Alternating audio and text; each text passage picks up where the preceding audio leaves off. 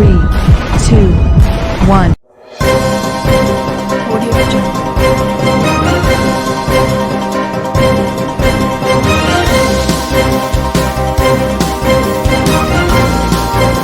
Audio Jungle. Audio Jungle.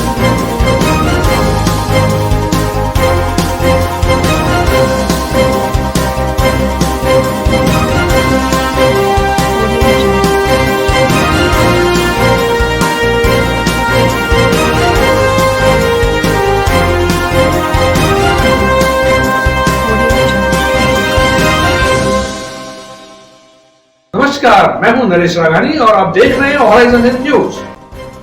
Ajmer Jatiya panchayat संस्था के द्विवार्षिक चुनाव बिना मतदान निर्विरोध संपन्न। गंगा माता मंदिर सभाघर में निर्विरोध चुने गए अध्यक्ष का हुआ शपथ ग्रहण समारोह। नए अध्यक्ष के समर्थन में बैठने वालों का हुआ अभिनंदन। अजमेर जटिया पंचायत संस्था के द्विवार्षिक चुनाव होने से पूर्व ही निर्विरोध अध्यक्ष चुन लिया गया, जिसकी वजह से मतदान की प्रक्रिया नहीं कराई गई। वहीं अध्यक्ष के सामने खड़े होने और बाद में उनके समर्थन में अपना नाम वापस लेने वाले समाज के लोगों का अभिनंदन किया गया। रविवार को गंगा माता मंदिर सभाघर में जटिया समाज के नए अध्यक्ष अर्जुन लाल बोहरा को शपथ ग्रहण कराई गई। चुनाव आयुक्त ताराचंद सबलानिया ने शपथ दिलाई, साथ ही अध्यक्ष की नियुक्ति का प्रमाण पत्र भी दिया। उन्होंने बताया कि इनका कार्यकाल जुलाई 2021 से 2 वर्ष तक रहेगा। पूर्व अध्यक्ष हरचंद जटिया ने अपने 4.5 वर्ष के कार्यकाल का विवरण प्रस्तुत किया। वे समाज के सहयोग के लिए उनका आभार जताया। Audio Jungle.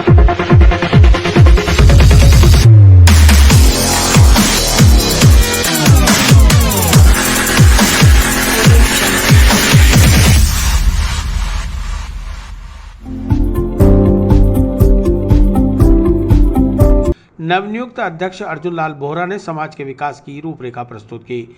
मुख्य चुनाव आयुक्त तारचंद सबलानिया ने निर्विरोध अध्यक्ष चुनने के लिए उनके समर्थन में बैठने वाले खेमचंद धौलपुरिया, मुकेश सबलानिया, प्रदीप तुनगरिया, शंकर सुकरिया, संदीप सुकरिया का धन्यवाद दिया और अभिनंदन किया। इस अवसर पर सभा में बड़ी संख्या में समाज बंधु मौजूद रहे।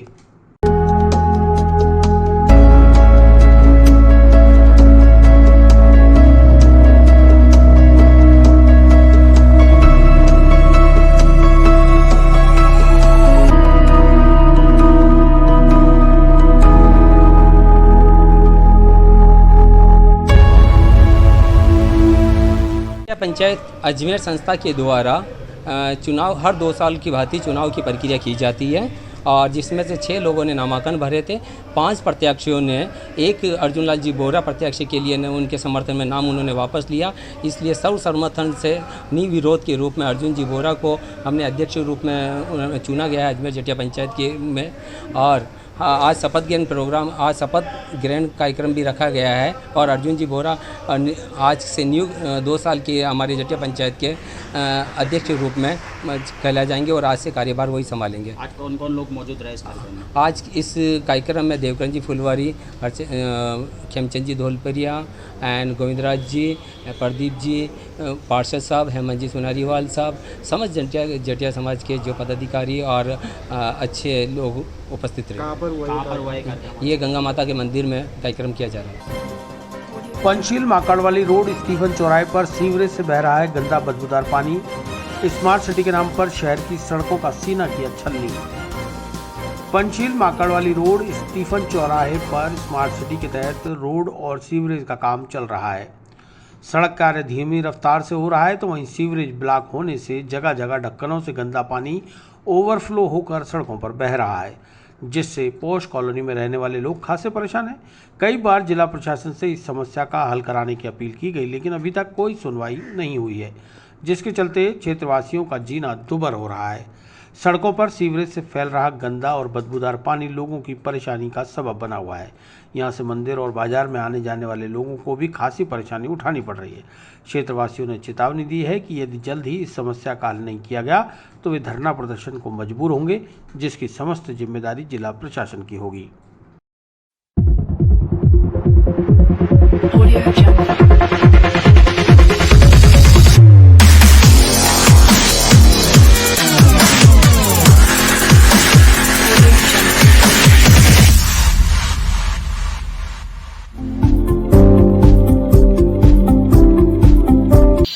भैया स्टीफन चौराहा शहर की मेन पॉश कॉलोनी, जिसको हम पॉश बोलते हैं, स्मार्ट सिटी का काम चल रहा है। भैया नरक में डालने के लिए बैठे हैं ये स्मार्ट सिटी वाले।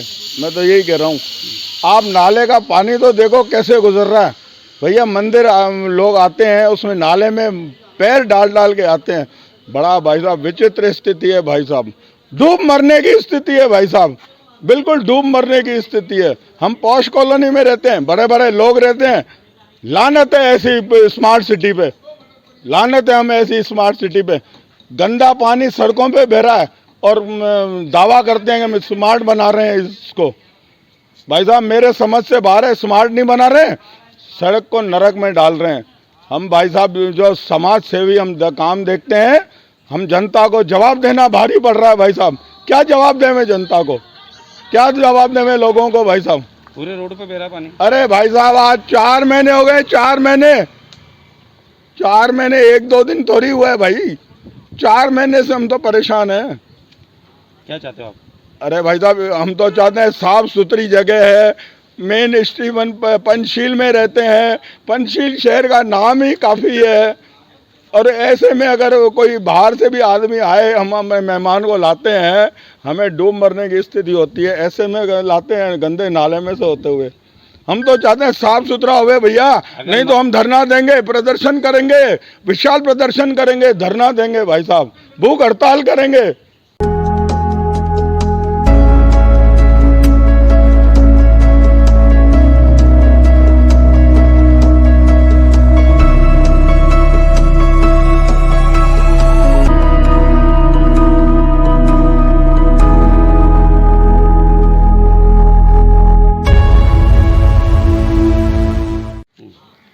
हमारा जो स्टीफन चौराहा है, ये मेन चौराहा है। यहाँ से माकड़वाली, स्टीफन में स्कूल में, शोर चवास रोड पर सब लोग यहाँ पर गुजरते हैं। यहाँ पर एक अच्छी जगह है, पॉश कॉलोनी की जगह है, लेकिन पिछले 3 दिन से बराबर सीवरेज का पानी रोड पर बह रहा है। अधिकारी से हमने संपर्क किया है, लेकिन कोई भी अधिकारी इसको सुनने को, ध्यान देने को तैयार नहीं है। हर एक दूसरे पर डाल रहे हैं और पूरी रोड जो है गंदी हो चुकी है। कोई भी आकर के यहाँ देख सकता है इसको। लगातार पानी तेज़ गति से बह रहा है। जो आदमी निकल रहे हैं उनके सारे कपड़े छींटे लगने से गंदे हो रहे हैं। आदमी अगर मान लो शुद्ध नहा धो के घर से निकल रहा है तो उसको बड़ी परेशानी हो रही। सारे व्यापारी परेशान हैं, लेकिन जनता की सुनवाई नहीं करें। ये स्मार्ट सिटी बनाने चलें, स्मार्ट सिटी कैसे बनेगी? अगर मान लीजिए जो वार्ड जो हमारा अजमेर जो था, मैं तो कह रहा हूँ पहले से ज़्यादा गंदा हो गया। ये स्मार्ट सिटी के जो अधिकारी हैं, शहर को गंदा करने के लिए यहाँ पर आए हैं। ये जो है साफ़ करने के लिए स्मार्ट सिटी बनानी नहीं आए, पैसे की बर्बादी कर रहे हैं, करोड़ों रुपए जो है इन्वेस्ट हो रहे हैं, कोई सुनवाई नहीं कर रहे हैं। जनता बड़ी नाराज़ है। अगर इस ओर ध्यान नहीं दिया तो मैं आपके चैनल के माध्यम से दावा कर रहा हूँ, सारे व्यापारियों के साथ में हम यहाँ पर भूख हड़ताल कर देंगे, वरना ये चक्का जाम करेंगे और इनको जो है अधिकारियों को नींद हराम कर देंगे। राजस्थान पुलिस अजमेर और जिला पुलिस कल्याण समिति के तत्वाधान में पेरेंट्स डे की पूर्व संध्या पर वरिष्ठ जनों का सम्मान। अकेले रह रहे वरिष्ठ नागरिकों को सम्मानित कर पुलिस ने सहायता का दिया वचन। राजस्थान पुलिस अजमेर और जिला पुलिस कल्याण समिति के तत्वाधान में पेरेंट्स डे की पूर्व संध्या पर शनिवार शाम पुलिस लाइन स्थित सभागार में जिला पुलिस ने अनूठी पहल करते हुए अजमेर में अकेले रह रहे वरिष्ठ नागरिकों को चिन्हित कर उनका माल्यार्पण और शॉल उड़ाकर सम्मान करते हुए विश्वास दिलाया कि आप अकेले नहीं हैं, पुलिस हमेशा आपके साथ है। जिला पुलिस अधीक्षक जगदीश चंद्र शर्मा ने बताया कि क्षेत्र के बीट कांस्टेबल से उनके क्षेत्र में एकाकी जीवन जी रहे बुजुर्गों का परिचय कराया गया, जो अब उनकी परिवार की तरह मदद और देखभाल करेंगे। पुलिस लाइन में आयोजित कार्यक्रम के दौरान 21 बुजुर्गों का जिला पुलिस द्वारा सम्मान किया गया। जिला कलेक्टर प्रकाश राज पुरोहित और पुलिस अधीक्षक जगदीश चंद्र शर्मा ने वरिष्ठ जनों का सम्मानित किया। शर्मा ने बताया कि कार्यक्रम के दौरान हाल ही में फरवरी माह में गठित किए गए जिला पुलिस कल्याण समिति की ओर से कोरोना काल में दिवंगत 3 पुलिस कर्मियों के परिजनों को 5-5 लाख रुपए की सहायता राशि के चेक भी प्रदान किए गए और उन्हें विश्वास दिलाया गया कि आपके परिवार का एक पुलिसकर्मी आपसे दूर चला गया, लेकिन पूरी पुलिस हमेशा आपके साथ है। एसपी शर्मा ने बताया कि आगे भी इस तरह के नवाचार किए जाते रहेंगे। इस मौके पर additional SP Sitaram Prajapat, additional SP ग्रामीण Kishan Singh Bhati, CO north doctor Priyanka Raghuvanshi, CO south Mukesh Soni सहित थाना प्रभारी व पुलिसकर्मी मौजूद रहे। Audio Jungle.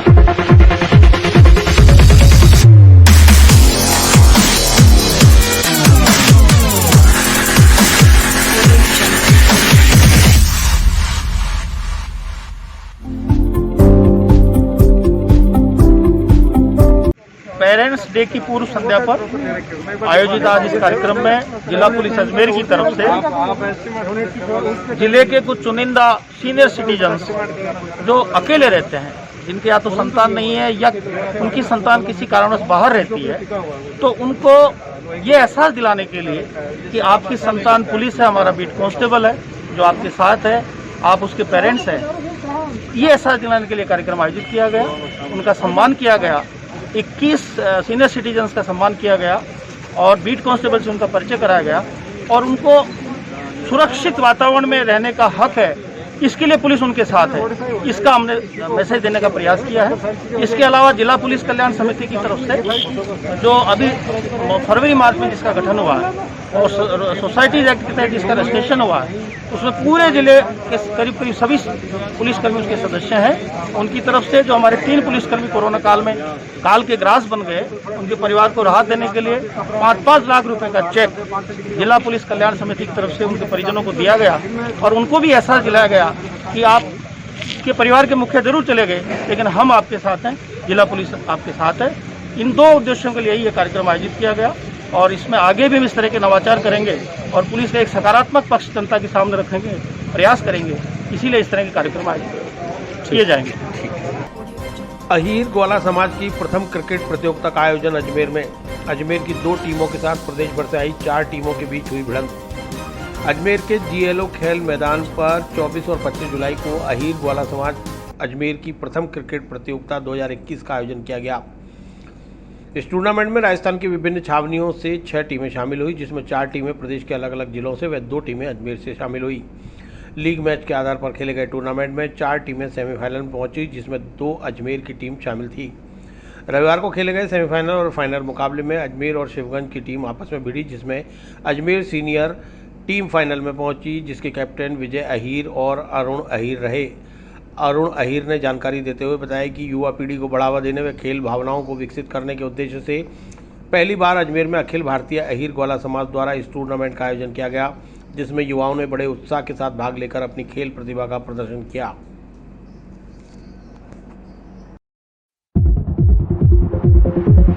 Audio Jungle.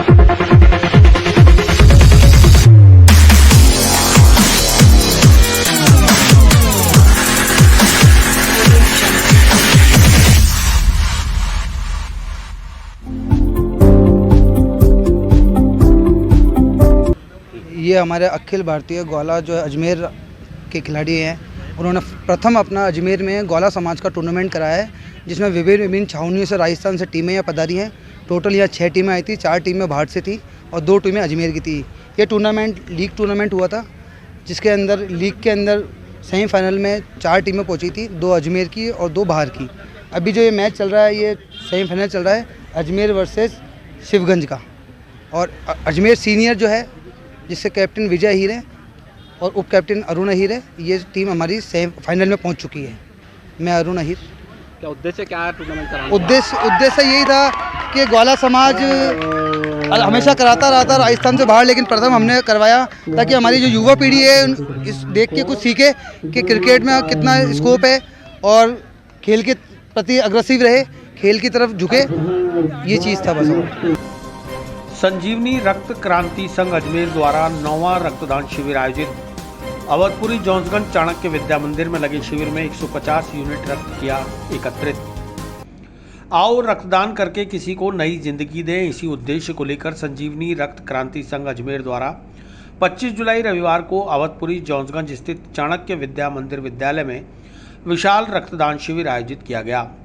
सुबह 9 बजे से दोपहर 3 बजे तक आयोजित किए गए रक्तदान शिविर में 150 यूनिट रक्त संग्रहण का लक्ष्य रखा गया। शिविर में जवाहरलाल नेहरू अस्पताल और जनाना अस्पताल की ब्लड बैंक द्वारा रक्त का संग्रहण किया गया। संजीवनी रक्त क्रांति संघ की सदस्य पायल जैन ने बताया कि संजीवनी रक्त क्रांति संघ हमेशा जरूरतमंदों की मदद के लिए तत्पर रहता है। जब भी किसी को किसी भी रेयर ब्लड ग्रुप की ज़रूरत होती है तो तत्काल लाइव ब्लड डोनेशन किया जाता है। इसके लिए संघ के सभी वॉलंटियर्स के नंबर सोशल मीडिया पर डाले गए हैं, जिससे कि किसी को किसी भी वक्त रक्त की ज़रूरत पड़े तो उसे रक्त उपलब्ध करवाया जा सके। Audio Jungle.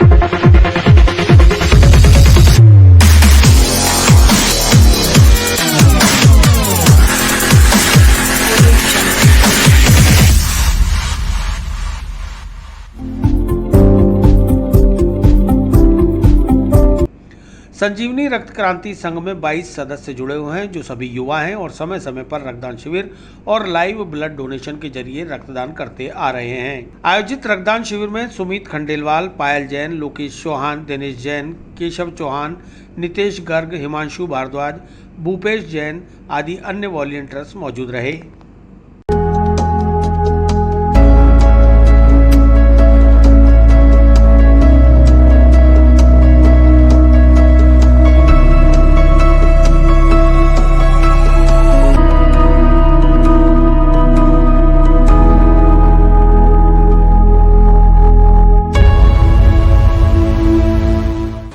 आज हमने संजीवनी रक्त क्रांति संघ के तत्वाधान में ये रक्तदान शिविर रखा गया है।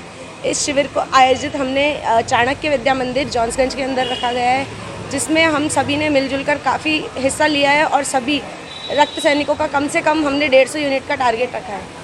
और हम लोग हमेशा यही चाहते हैं कि बस लोगों की मदद कर सकें, कैसे भी किसी भी अकॉर्डिंग हम मदद कर सकें।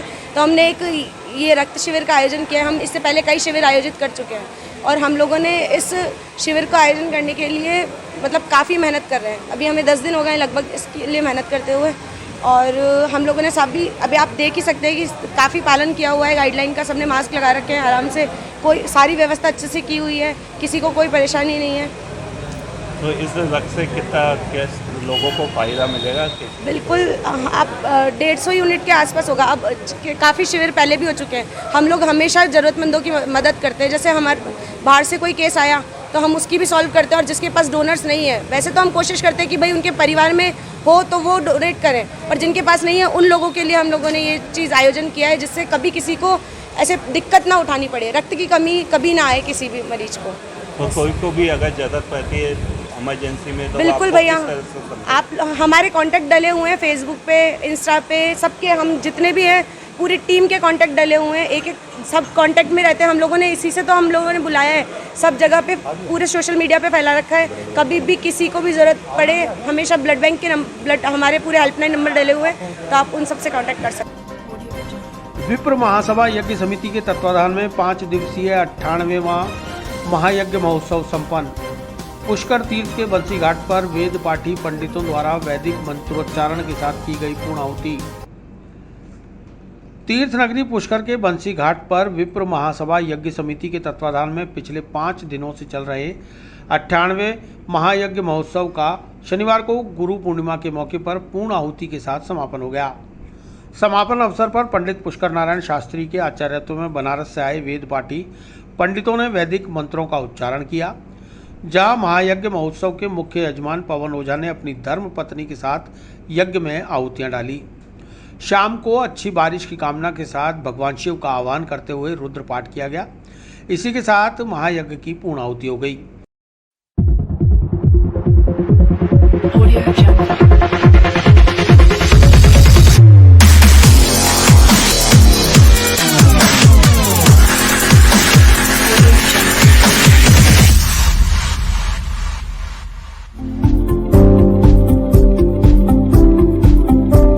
इस अवसर पर अनेक धर्मावलंबियों ने यज्ञ दर्शन कर सरोवर की परिक्रमा की। सैकड़ों धर्मावलंबियों की मौजूदगी में पुष्कर राज की विशेष आरती और दुग्ध अभिषेक किया गया और विश्व शांति की कामना की गई। आयोजन की जानकारी देते हुए विप्र महासभा यज्ञ समिति के सदस्य आशुतोष शर्मा ने बताया।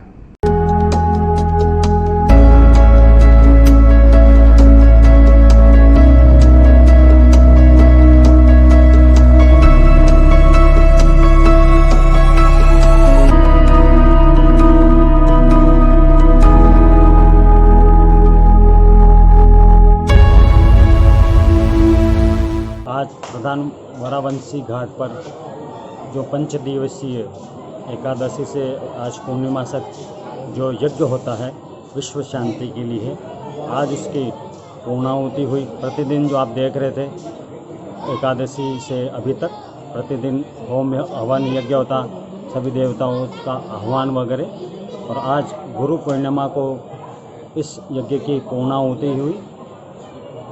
सायंकाल इस यज्ञ की महापूर्णाहुति हुई। उसके पश्चात सभी विद्वज्जन ब्राह्मण जन यहाँ पधारे हैं, उनके द्वारा और जो मुख्य यजमान हैं उनके द्वारा पुष्कराज की महाआरती महाअभिषेक किया गया, और ये आज का ये कार्यक्रम यज्ञ के पूर्णाहुति के साथ ही संपन्न हुआ। मोटरसाइकिल में फन फैलाए बैठा था कोबरा, परिवार आया दहशत में। संरक्षक ने 4 कोबरा और 1 बैले ड्रेसर को किया रेस्क्यू। घटना इंदिरा नगर मदार की है, जहां शनिवार देर रात प्रशांत महावर को अपने मकान में एक सांप दिखाई दिया, जो देखते ही देखते पास खड़ी मोटरसाइकिल में घुस गया और फन फैलाकर बैठ गया, जिसे देखकर वहां मौजूद परिवार के लोग दहशत में आ गए।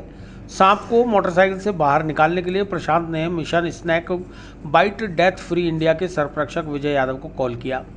सरप्रक्षक यादव तुरंत इंदिरा नगर पहुंचे और मोटरसाइकिल में घुसे एक स्पेक्टिकल कोबरा सांप को कुछ देर की मशक्कत के बाद आखिर सुरक्षित रेस्क्यू कर बाहर निकाल लिया गया, जिसके बाद परिवार ने राहत की सांस ली।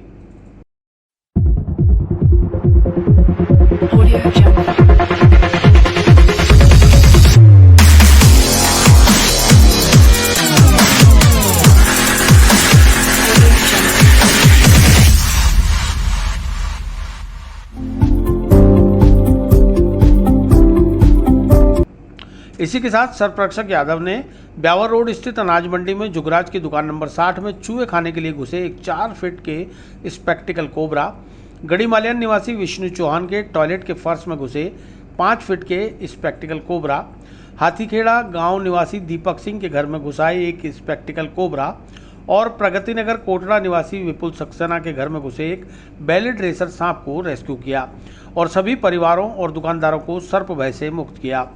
सरप्रक्षक यादव ने सभी सांपों को उनके सुरक्षित आवास जंगल में छोड़ दिया।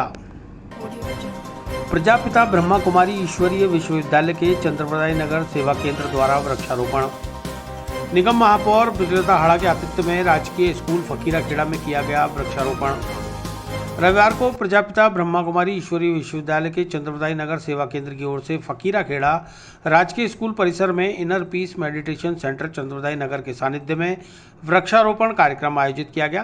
केंद्र की संचालिका ब्रह्मा कुमारी योगिनी बहन ने बताया कि अजमेर नगर निगम महापौर ब्रजलता हाड़ा के मुख्य आतिथ्य में विभिन्न संस्थाओं के चेयरपर्सन की मौजूदगी में फकीराखेड़ा स्थित राजकीय स्कूल प्रांगण में वृक्षारोपण किया गया है। इस मौके पर उन्होंने आमजन से भी आह्वान किया कि महामारी कोविड से बचने के लिए अधिक से अधिक संख्या में वृक्ष लगाएं और उनका बड़ा होने तक लालन पालन भी करें, ताकि ऑक्सीजन की कमी को दूर किया जा सके।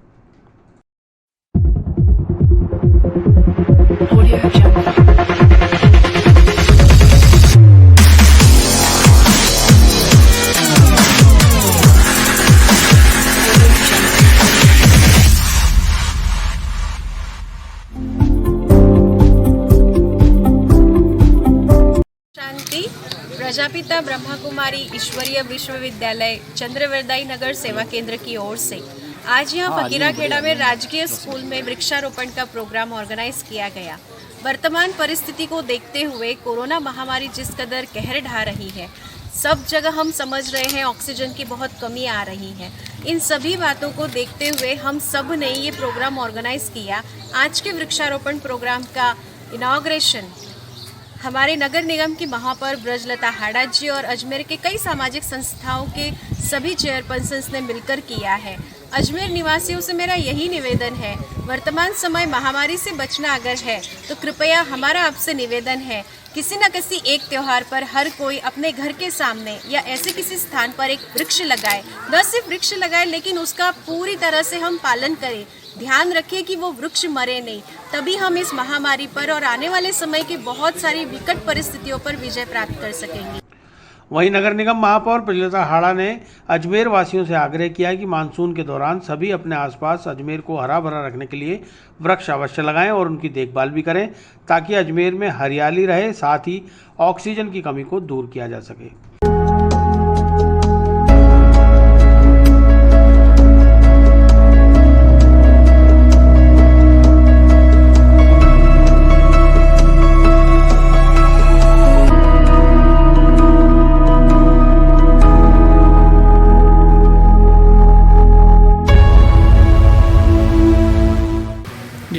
ब्रह्मा कुमारी विश्वविद्यालय द्वारा यहाँ पौधारोपण का कार्यक्रम किया है, तो सभी सामाजिक संस्थाओं से कहना चाहूँगी कि आप भी पौधारोपण करें और अजमेर में पौधारोपण का कार्यक्रम करके अजमेर को हरा भरा करना।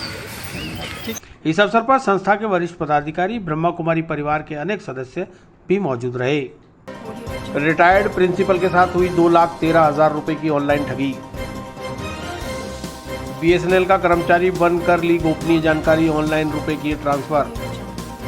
अपनी आधार सहित बैंक अकाउंट व गोपनीय जानकारियां किसी के साथ साझा न करने की हिदायतों के बावजूद कुछ लोग फ्रॉड कंपनियों के प्रतिनिधियों की बातों में आकर ठगी का शिकार हो रहे हैं। अजमेर शहर में शनिवार को फिर से एक ऐसी ही वारदात हुई जिसमें हाथीबाटा निवासी विष्णुदत्त शर्मा के साथ लाखों रुपए की ऑनलाइन ठगी हो गई। शहर में फिर से शातिर ठगों के हौसले बढ़ते जा रहे हैं और एक के बाद एक शातिर लोगों को अपने जाल में फंसा रहे हैं। इस बार शातिर ठगों ने राजकीय ओसवाल स्कूल के रिटायर्ड वाइस प्रिंसिपल को अपना शिकार बनाया और BSNL कंपनी का कर्मचारी बनकर उनके साथ लाखों रुपए की ठगी कर डाली।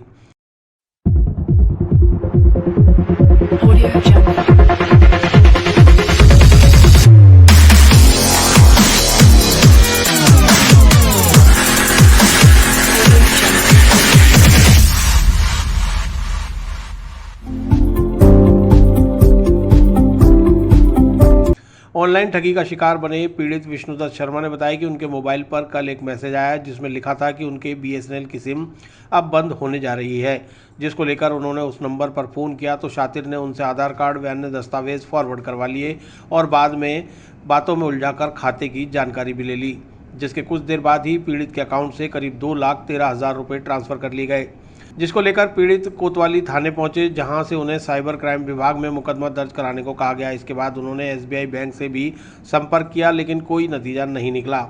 आखिर आज सदर कोतवाली थाने में मुकदमा दर्ज करवाया है। फिलहाल पुलिस मामले की जांच में जुटी है।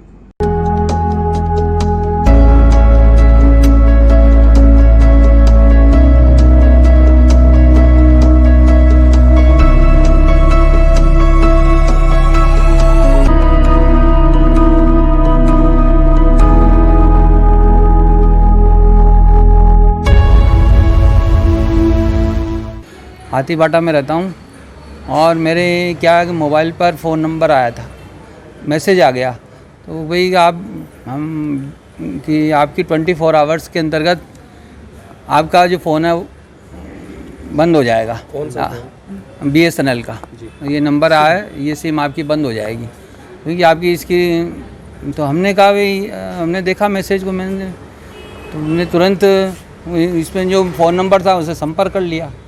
तो उन्होंने मेरे से कहा कि आपकी डॉक्यूमेंट्स दीजिए, नाम क्या है आपका। मैंने कहा आप पहले बताओ कि आप कहाँ से बोल रहे हैं। जयपुर से बोल रहा हूँ, BSNL ऑफिस से बोल रहा हूँ, आपकी सिम बंद हो जाएगी, आप डॉक्यूमेंट्स पेश करिए। तो मैं आधार मैंने पेश कर दिया, इनकम टैक्स का वो कार्ड भी था, उसके नंबर भी पूछ लिए।